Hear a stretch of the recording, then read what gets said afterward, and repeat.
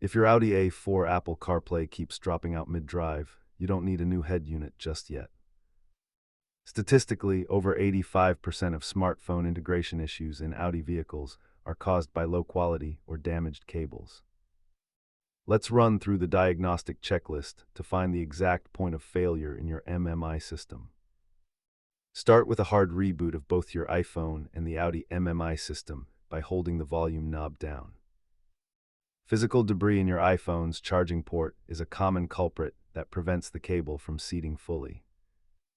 Verify that Siri is enabled and that your iOS software is fully up to date to ensure handshake compatibility.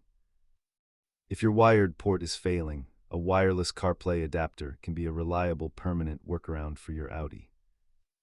As shown here, hardware failure of the MMI unit itself is extremely rare compared to simple peripheral issues.